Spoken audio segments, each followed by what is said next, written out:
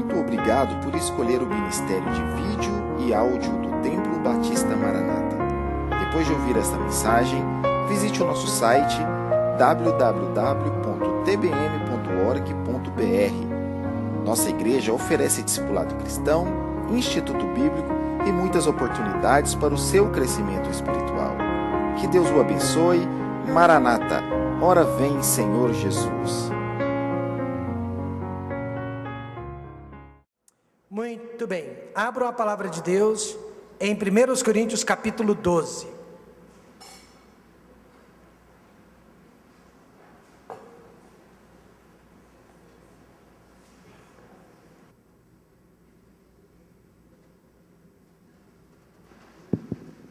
Primeiros Coríntios 12, nos coloquemos em pé para a leitura da palavra de Deus.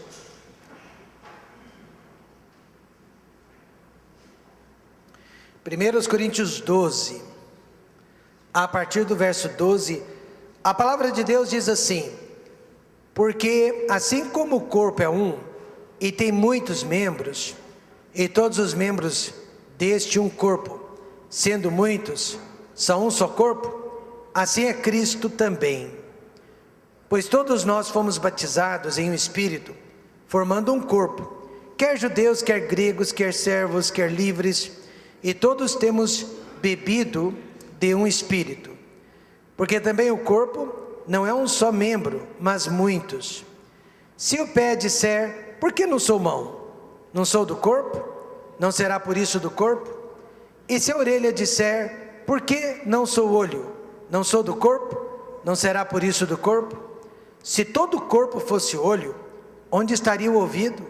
Se todo fosse ouvido, onde estaria o olfato?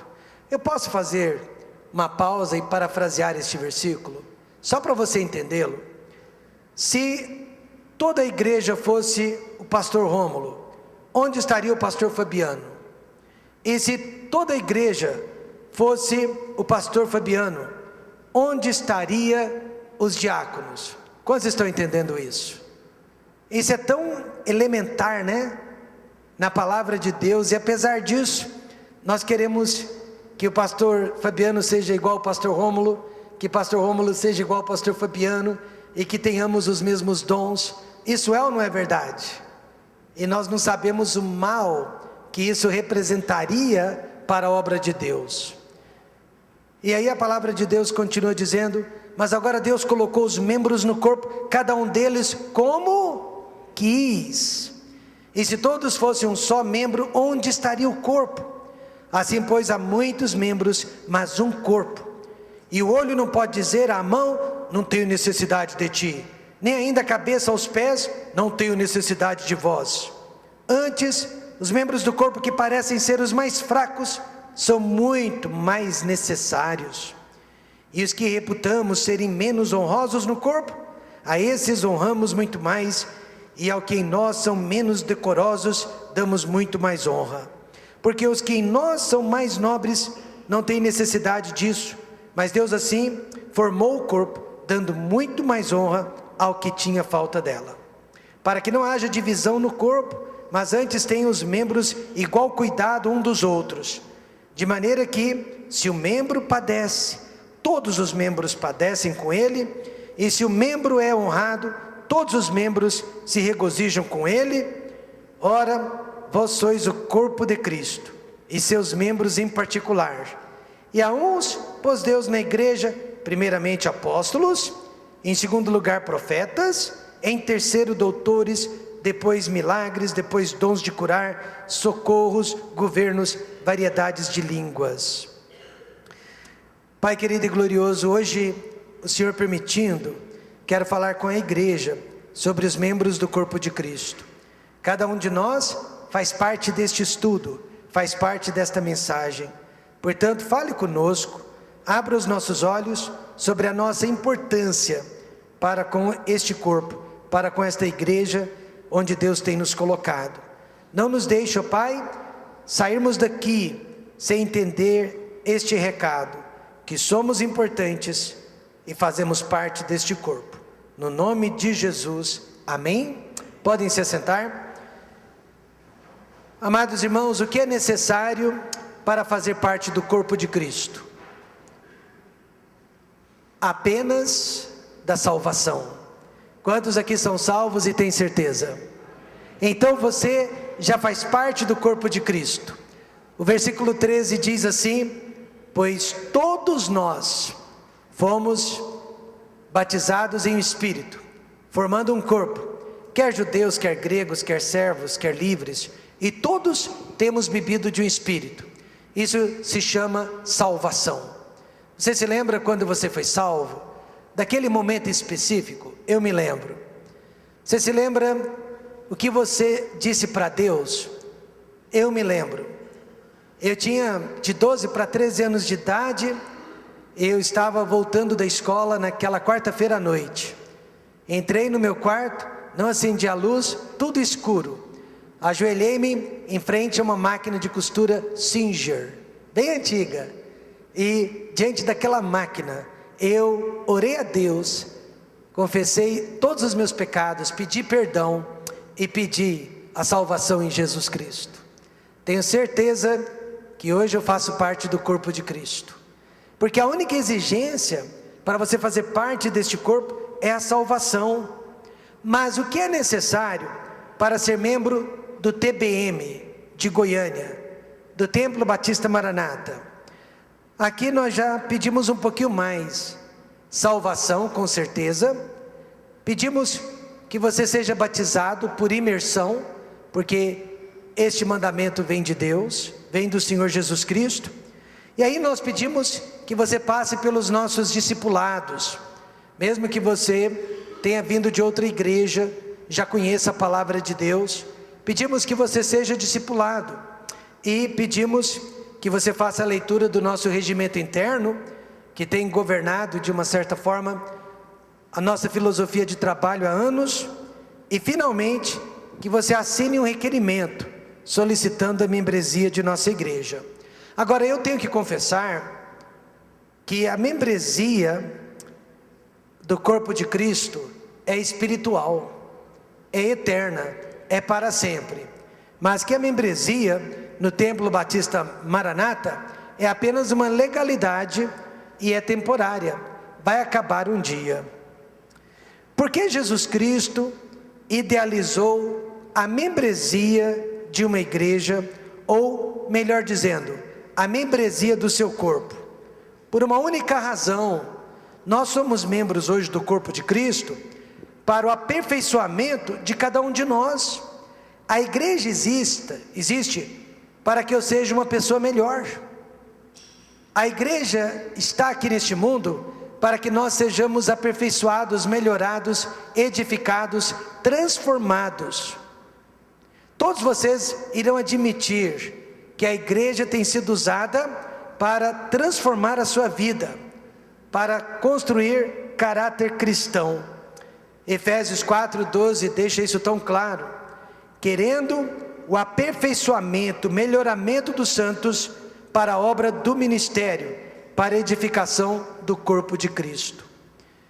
Por isso que eu sei de dois irmãos que cresceram na mesma igreja, tiveram as mesmas oportunidades, mas quando se tornaram adultos, um irmão deixou a igreja e foi aproveitar o mundo que ele nunca havia aproveitado. Caiu no mundo das drogas e da prostituição. O outro permaneceu na igreja, casou-se, ficou na igreja e criou seus filhos na igreja. Qual foi a diferença entre esses dois irmãos? Um era membro apenas da igreja terrena, mas não era membro da igreja celestial. O outro era membro da igreja terrena, mas principalmente da igreja celestial. Em outras palavras, não adianta você ser apenas membro desta igreja, você precisa ter certeza da sua salvação.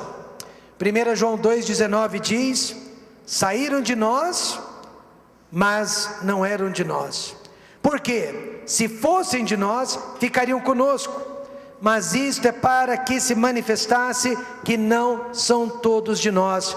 Então nós precisamos acreditar na palavra de Deus, E a palavra de Deus diz que se são de nós, vão ficar conosco. Se não são de nós, não vão ficar conosco. O que o apóstolo Paulo ensina sobre os membros da igreja, aqui em 1 Coríntios 12? Ele ensina 3 princípios para que possamos fazer parte do corpo. Primeiro, salvação. Segundo, diferenciação. E terceiro, participação. Tudo que uma igreja precisa para ser eficaz e feliz. Primeiro, os membros precisam possuir a salvação. Ele diz: pois todos nós fomos batizados em um Espírito. Isso aqui é salvação, irmãos. Formando um corpo. A partir do momento que você aceita Cristo, a terceira pessoa da Trindade passa a fazer morada eterna dentro do seu coração. Ele passa a habitar o seu corpo. E não importa quem você seja e de onde você esteja vindo, quer judeus, quer gregos, quer servos, quer livres, e todos temos bebido de um Espírito. Então preste atenção, a salvação em Cristo é o único meio através do qual todas as pessoas e de todas as camadas da sociedade se encontram em um mesmo lugar de igual modo. O que o capitalismo não conseguiu fazer, que é igualar as pessoas, e o socialismo muito menos, a salvação em Cristo consegue. Amém, irmãos? Hoje dentro do corpo de Cristo, não há ricos, não há pobres, não há classe social, não há cultos e nem indoutos, não há raça também entre os seres humanos. Nós estamos dentro do corpo de Cristo e a salvação iguala a todos nós. Aqui ninguém é mais salvo do que ninguém. Ninguém aqui é mais filho de Deus do que ninguém. Somente a salvação foi capaz de nos colocar dentro do corpo de Cristo e nos fazer seres humanos iguais. Todos temos bebido de um Espírito, mas nem todos. O que eu quero dizer com isso? Paulo disse no versículo 2 que havia pessoas se passando por salvas, se passando por espirituais, mas não eram, porque estavam negando o próprio Senhor Jesus Cristo através de suas vidas. Portanto, irmãos, nesta manhã é o Espírito Santo quem revela quem é salvo e quem ainda é perdido. E como que ele faz isso? Primeiro, Jesus Cristo é o Senhor do crente salvo. Paulo garantiu que ninguém pode dizer que Jesus Cristo é o Senhor, senão pelo Espírito Santo. E Senhor quer dizer meu dono, meu mestre, meu guia. O homem salvo é um ser controlado, mas não por alguém de fora, ele é um ser controlado por alguém de dentro, e este alguém é o bendito Espírito Santo de Deus. E este Espírito hoje nos convence do pecado, ele nos convence da justiça e do juízo vindouro. E só o crente salvo possui o temor de Deus. Só o crente salvo respeita a Deus. O perdido não tem este temor. Diácono de uma boa igreja por vários e vários anos, este homem saiu da igreja por questões de relacionamento. Ficou fora da igreja por 10 anos, mas todos os meses ele fazia questão de levar o seu dízimo até a porta da igreja, mas não entrava. Ele se dava por satisfeito, porque durante os 10 anos ele foi um dizimista fiel. Finalmente veio parar em nossa igreja, depois de alguns meses ouvindo a palavra de Deus, ele chegou à conclusão que havia recebido Jesus Cristo como Salvador, mas não havia recebido Jesus Cristo como Senhor. Ele mesmo me disse: porém, meus irmãos, não existe salvação pela metade. Amém, irmãos? Não existe salvação incompleta. Salvação completa exige que Jesus Cristo seja o nosso Senhor. Quando nós recebemos a Cristo, nós recebemos o poder e o senhorio dele de sobre as nossas vidas. Por isso, nesta manhã, o crente salvo não é perfeito, mas ele é uma pessoa em busca da perfeição. Ele não é melhor do que os outros, mas ele está sendo melhorado todos os dias de sua vida, e para isso ele conta com a igreja do Senhor Jesus Cristo. Ele tem o temor de Deus e ele tem nojo dos seus pecados. Isso demonstra que nós somos realmente salvos. Por outro lado, no verso 3, Paulo ensina: Jesus Cristo não é o Senhor do crente perdido, porque ninguém que fala pelo Espírito de Deus vai dizer Jesus Cristo é anátema, Jesus Cristo é maldição. E havia crentes naquela igreja, naqueles dias, amaldiçoando Jesus Cristo, através de seus próprios dons, através de seus ministérios. Seria o mesmo que hoje cedo negar Jesus Cristo aqui atrás desse púlpito, enquanto alguém prega, negar Jesus Cristo através de um hino especial enquanto alguém canta, ou negar o Senhor Jesus Cristo através de uma oração. E era exatamente isso que algumas daquelas pessoas estavam fazendo, com pretexto de serem espirituais, estavam amaldiçoando a Jesus Cristo. Isso acontece, e muitas igrejas não sabem. Eu me lembro dessa história verídica, de um missionário norte-americano, que foi para as ilhas da Nova Guiné. Lá ele aprendeu o dialeto da tribo, dos nativos com quem ele iria trabalhar. Depois de 4 anos, ele voltou para a América.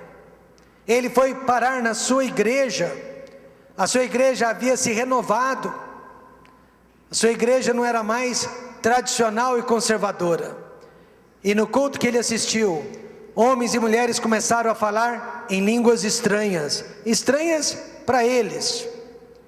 E enquanto havia gritaria, barulho, sensacionalismo, aquele missionário entendia tudo que os homens e mulheres estavam falando, porque estavam falando no dialeto, na língua dos nativos da Nova Guiné. Quando o culto terminou, o missionário foi para o pastor e contou o que havia acontecido. A igreja estava falando em línguas do dialeto dos nativos da Nova Guiné e estava amaldiçoando o nome de Jesus Cristo, xingando o nome de Jesus Cristo, blasfemando o nome de Jesus Cristo. E os homens e mulheres dizendo glória a Deus, pensando que estavam glorificando a Deus. E Paulo deixa bem claro: ninguém que fala pelo Espírito de Deus vai dizer que Jesus Cristo é anátema. Em outras palavras, aquelas pessoas precisavam da salvação, aquelas pessoas precisavam da habitação do Espírito Santo dentro delas. Então que fique bem claro nesta manhã: salvação exige que Jesus Cristo seja o nosso Senhor. Salvação nos impede de negar e amaldiçoar o nosso Senhor. Sinceramente, eu não acredito em crente afastado. Eu só acredito em crente perdido, porque o crente salvo, ele volta. Amém, irmãos? Ele volta. É nisso que eu creio, na perseverança dos santos. Ele vai voltar, ou ele será ceifado deste mundo. Os membros de uma igreja precisam ser salvos. Só você sabe se você é salvo ou não. Nós perguntamos, né? Se você é salvo, mas só você pode nos dar esta certeza. A salvação é algo entre você e Deus, e mais ninguém. Mas veja o segundo ensinamento que tiramos desta passagem. No versículo 4, Paulo ensina que os membros da igreja precisam possuir diferentes dons. Ele disse que há diversidade de dons, mas quem é o mesmo? É o Espírito. Então eu penso nos dons como numa árvore. Você vê a árvore e ela dá muitos frutos. Os frutos são diferentes, são distintos, mas a árvore, o tronco é o mesmo. E nesta manhã, o nosso tronco é o Espírito Santo de Deus. E através dele, há diversidade de dons aqui no Templo Batista Maranata. Dons são habilidades espirituais que nós recebemos no ato da nossa salvação. Naquele dia, naquele quarto, em frente à máquina Singer de costura, Deus me deu o meu dom. Eu recebi o meu dom no ato da salvação, no ato do nascimento espiritual, não no ato do nascimento físico. Por isso, não confunda dons espirituais com talentos naturais. Hoje o que você viu aqui foram talentos naturais, tocando piano, tocando violão, tocando sax. Quando alguém vem e canta, como o irmão Salomão, é um talento natural. Graças a Deus que esses talentos estão sendo usados para a glória de Deus, amém, irmãos? Mas não são dons espirituais. Romanos capítulo 12 cita 7 dons espirituais que toda a igreja precisa possuir para ser bem sucedida. O que atrapalha uma igreja, irmãos, não é poucas ou muitas pessoas. O que atrapalha a igreja é a falta de dons sendo exercitado dentro dela. Quais são esses 7 dons? Primeiro, profecia. Depois vem o ministério ou serviço, ensino, exortação, contribuição, administração e finalmente misericórdia. Deixe-me dizer isso: nós temos que desenvolver todos esses dons e nós temos que exercitar todos eles, mas apenas um é o nosso dom, que eu diria forte, é o dom que Deus nos deu no dia da salvação. Eu creio nisso. Eu demorei muitos anos para descobrir o meu dom. Hoje eu creio que o meu dom é o da exortação, e muito próximo dele, o dom da administração. Mas eu tive que exercitar os outros, e eu tenho que praticar os outros. Vendo o pastor Fabiano já há alguns anos, eu acredito, e posso estar enganado, que o primeiro dom dele é o de ensino. E posso estar enganado, o segundo dom, bem próximo de ensino, é o de profecia. Mas eu posso estar enganado, porque ele também exerce muito o dom de ministério. Ele e a dona Keila principalmente. Mas é bom ver que todos nós desenvolvemos todos esses dons, amém, irmãos? Mas um deles é o meu dom, um deles é o seu dom. Paulo deixa bem claro que não podemos escolher o nosso dom. Se pudéssemos, eu acho que a maioria iria escolher a administração. Igual aquele menino que tinha 10 anos de idade, disse para a mãe dele: quando eu crescer eu quero ser pastor. Ela ficou sem entender: meu filho, por que você quer ser pastor quando crescer? Mãe, a senhora vive dizendo que eu nunca vou poder sair da igreja. Mesmo depois que eu ficar grande, me casar, tiver minha família, eu vou ter que continuar na igreja. Então eu quero ser o pastor para gritar com as pessoas, para mandar nas pessoas, e não para ficar sentado no banco sendo mandado. Então eu creio que a maioria de nós iria optar pelo dom da administração, e a maioria iria evitar o da contribuição. Já ouviu alguém orando: oh Deus, dá-me o dom da generosidade, eu quero contribuir mais e mais com a sua obra e com as pessoas? Mas veja o que o verso 11 diz: mas um só é o mesmo Espírito. Não, mas um só e o mesmo Espírito opera todas estas coisas, repartindo particularmente a cada um como quer. Primeiro, a igreja precisa de todos os dons. Assim como o corpo precisa de todos os seus órgãos e de todos os seus membros para ser eficaz, para funcionar, a igreja precisa desses 7 dons, para ser a luz do mundo e o sal da terra. Eu prefiro uma igreja de 7 pessoas, cada uma com esses dons, do que uma igreja com 100 pessoas, faltando esses dons. Não deixe nenhum médico lhe convencer que a vesícula não faz falta, que a vesícula não é importante. Às vezes você tem que retirá-la e você pode viver sem a vesícula, mas ela é muito importante, ela é muito necessária, e quem já retirou a vesícula sabe do que eu estou falando. Talvez o dom principal de uma vesícula seja o de nos ajudar a digerir a gordura, principalmente no intestino. Tire aquele órgão e você vai ver depois a dificuldade que vai ser digerir a gordura. O corpo acaba se acostumando, mas aquela vesícula sempre vai fazer falta. Assim também, todos os membros, desde que sejam salvos, são importantíssimos para a igreja. Jamais vamos dizer que alguém não é importante, pois cada um deles carrega dentro de si um dom espiritual que pode abençoar o povo de Deus. Imagine quando a igreja de Antioquia enviou Paulo e Barnabé para a sua primeira viagem missionária. Eles perderam de uma só vez 2 dons.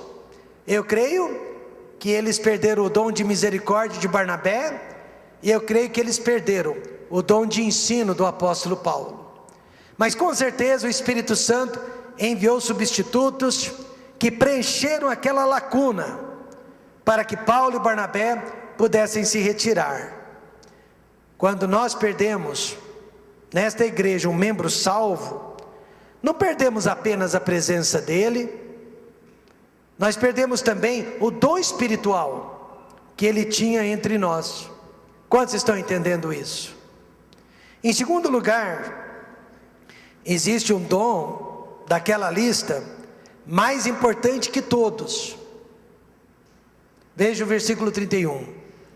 Portanto, procurai com zelo os melhores dons, e eu vos mostrarei um caminho mais excelente.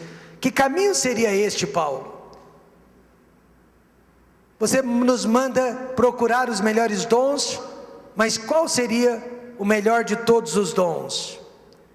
Interessante que depois de mostrar, que cada dom é doado de acordo com a vontade do Espírito Santo de Deus, Paulo deixou bem claro que nós podemos e devemos desenvolver todos eles. O dom de Paulo, eu acho que era o de ensino, porque ele escreveu cerca de 70% do Novo Testamento, sempre na base do ensino, da pesquisa, da observação. Até Pedro, cujo dom, eu acho, era o da exortação, ou talvez até da profecia, admitiu que Paulo escrevia coisas difíceis. Ele era muito intelectual, ele era muito preparado academicamente. Paulo, na minha opinião, tinha um dom de ensino, mas irmãos, ele chorou muitas vezes com as igrejas, demonstrando o dom de misericórdia. Ele contribuiu, ele doou todos os seus pertences para a obra de Deus, demonstrando o dom de contribuição. E ele condenava o pecado com veemência, demonstrando o dom de profecia. Ele conseguiu desenvolver todos os dons, mas eu acho que o dom principal de Paulo era o de ensino. Mas ele deixou uma coisa bem clara para nós: nenhum dom tem mais importância se não for acompanhado do maior e do principal de todos os dons. Alguém pode me dizer que dom é este? O amor. O dom do amor. Paulo diz que este é o caminho mais excelente para uma igreja seguir, é o dom do amor. Eu já disse para você milhares de vezes, eu prefiro descobrir lá na frente que eu errei acreditando na pessoa errada, do que descobrir lá na frente que eu errei duvidando, desacreditando da pessoa certa. Eu prefiro, pastor Fabiano, me decepcionar lá na frente por ter sido bonzinho, por ter sido carinhoso, por ter sido cuidadoso, por ter sido zeloso para com as pessoas que não mereciam nada disso, do que descobrir lá na frente eu persegui um inocente e eu toquei no ungido do Senhor. Por quê? Porque Paulo disse: vamos escolher o caminho mais excelente, e esse é o caminho do amor. Por isso que depois de ter sido processado, ameaçado e difamado por um membro da igreja, o pastor continuou a falar bem daquela pessoa. Alguém lhe perguntou: mas pastor, como você consegue falar bem ainda deste homem? O pastor respondeu: se eu consigo amar alguém como eu, certamente eu posso amar alguém como ele. E nós vamos fazer essa leitura, Romanos 12, a partir do versículo 9, porque é interessante demais que Paulo citou 7 dons, mas só descreveu o último. É interessante demais que Paulo passou por cima dos outros dons, mas ele fez um estudo sobre o dom de amor, ou o dom da misericórdia. Vamos nos colocar em pé, porque nós vamos fazer a leitura dos versos 9 a 21.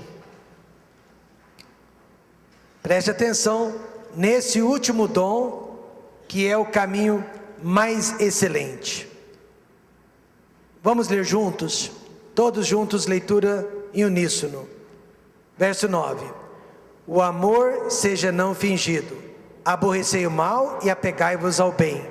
Amai-vos cordialmente uns aos outros com amor fraternal, preferindo-vos em honra uns aos outros. Não sejais vagarosos no cuidado, sede fervorosos no espírito, servindo ao Senhor. Alegrai-vos na esperança, sede pacientes na tribulação, perseverai na oração. Comunicai com os santos nas suas necessidades, segui a hospitalidade.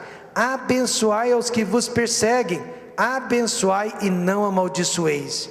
Alegrai-vos com os que se alegram, chorai com os que choram. Sede unânimes entre vós, não ambicioneis coisas altas, mas acomodai-vos às humildes. Não sejais sábios em vós mesmos, a ninguém torneis mal por mal, procurai as coisas honestas perante todos os homens. Se for possível, quanto estiver em vós, tende paz com todos os homens.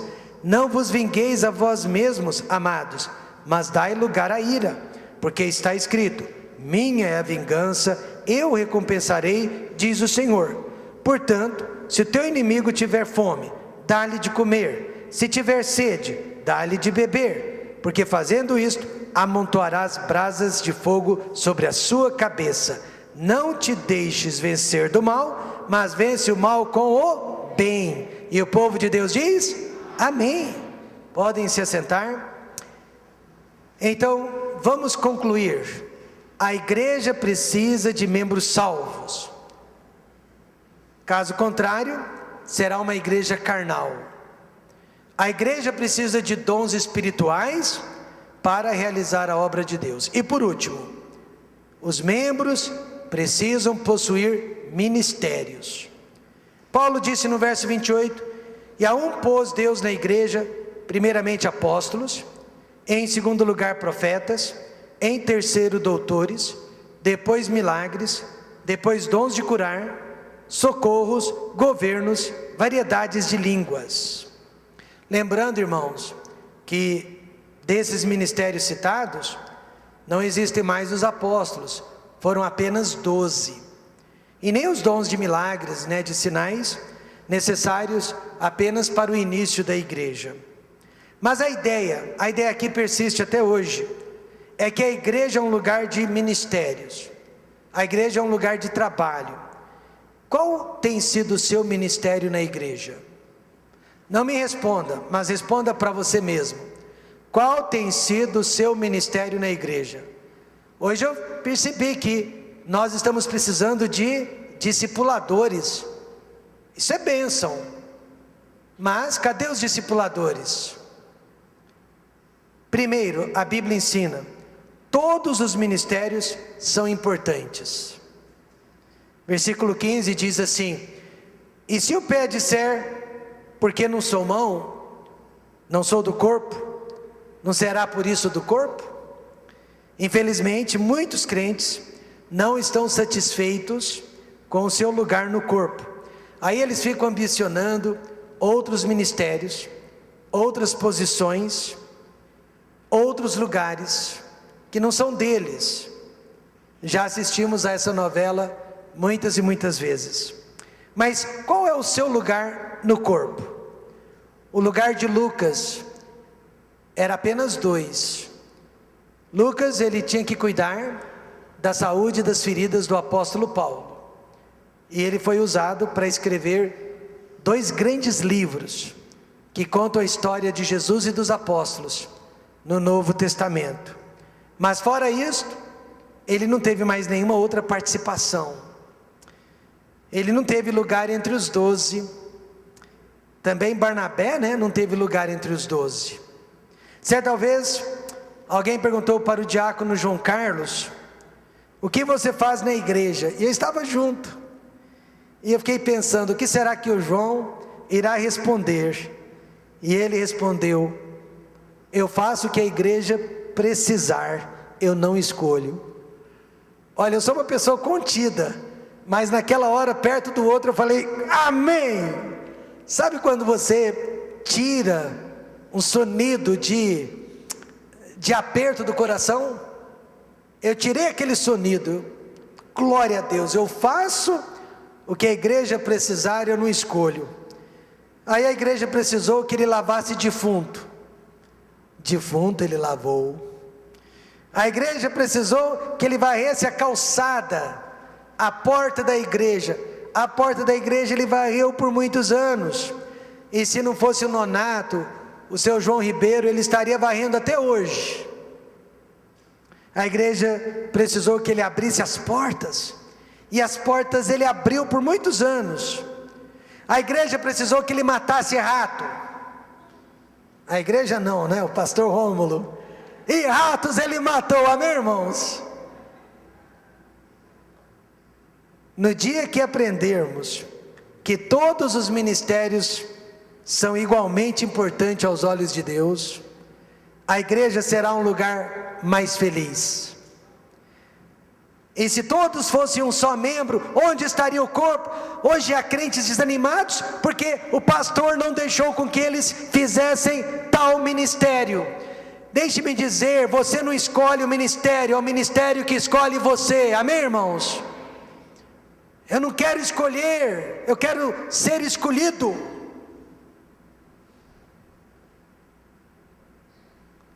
Apesar de serem todos os ministérios importantes, o verso 29 ensina: os ministérios não podem ser iguais. Veja o verso 29: porventura são todos apóstolos, são todos profetas, são todos doutores, são todos operadores de milagres. As perguntas foram retóricas para nos ensinar que não, traduzindo para os nossos dias: podem todos ensinar, Yânia? Não. Podem todos cantar, irmão Felipe?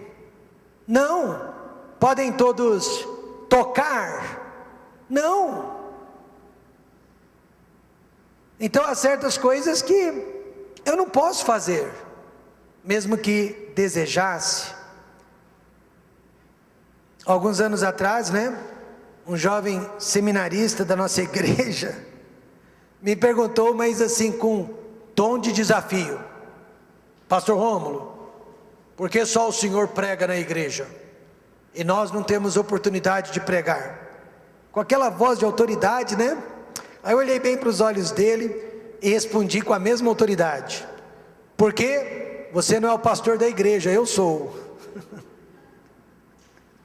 Mas eu dei uma explicação, eu disse: agora, se você deseja pregar para um público, Faça o que eu fazia quando eu tinha sua idade.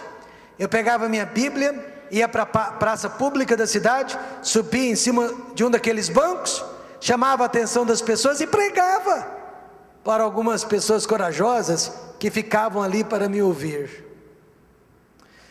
Eu quero que você saiba mais uma vez, a obra de Deus não é uma questão de escolha, mas de necessidade. Pastor, onde eu seria mais útil? Onde a igreja mais precisa de mim? Não é o que eu gostaria, mas é o que a igreja precisa. Mas seja o que for, você precisa fazer bem feito, porque você não está fazendo para nós, você está fazendo para Deus. Tem que ser bem feito. Olha o que diz 1 Coríntios 10, 31. Portanto, quer comais, quer bebais, ou façais outra coisa qualquer, fazei tudo para a glória de Deus. Você se lembra? Um burrinho, filho de jumenta, nasceu com um único propósito: ele iria levar Jesus Cristo, o Messias de Israel, sobre o lombo. Ele só serviu para isso, uma única vez.